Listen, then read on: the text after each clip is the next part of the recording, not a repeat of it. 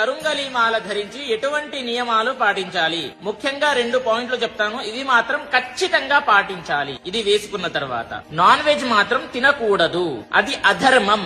అధర్మం ఎక్కడైతే ఉంటుందో ఇది పని చేయదు. చాలా మంది చెప్తూ ఉన్నారండి వేసుకోవచ్చు ఏమీ కాదని చెప్పేసి, కానీ మీకు రిజల్ట్ రావాలి అని అంటే మాత్రం నియమాలు పాటించాల్సిందే అనేది గుర్తు పెట్టుకోండి. నాన్ వెజ్ తినేటప్పుడు తీసేసి దేవుని దగ్గర పెట్టేసేయండి. మరుసటి రోజు మళ్ళీ తల స్నానం చేశాక మళ్ళీ ధరించండి. శారీరకంగా కలిసేటప్పుడు కూడా తీసేయాలి అనేది గుర్తు పెట్టుకోండి. ఇంకొకటి, చావుకు వెళ్లేటప్పుడు అంటే పాడే మోసేటప్పుడు కూడా వేసుకోవచ్చా అని చెప్పిస్తారు. ఎందుకండి వేసుకోకూడదు చెప్పండి? అది ధర్మమే కదా, వేసుకోవచ్చు, తప్పేమీ లేదు. మీకు ఇంకా మంచి రిజల్ట్స్ వస్తాయి అలా చేసినప్పుడు. ధర్మంగా ఏదైతే అనిపిస్తుందో అది చేయండి, ఖచ్చితంగా మంచి రిజల్ట్స్ పొందగలుగుతారు. ఇంకొకటి, చాలా మంది అడుగుతున్నారండి ఒరిజినల్ మాల ఎక్కడ దొరుకుతుంది అని చెప్పేసి. చూడండి, నా దగ్గర అవైలబుల్ గా ఉన్నాయి. meepuja.com లో వెళ్లి బుక్ చేసుకోండి. మీకు ఒరిజినల్ మాల లభిస్తుంది. 41 రోజులు పూజ చేసి తర్వాత చివరికి అభిషేకము చేసిన తర్వాత మీకు పంపించడం జరుగుతుంది.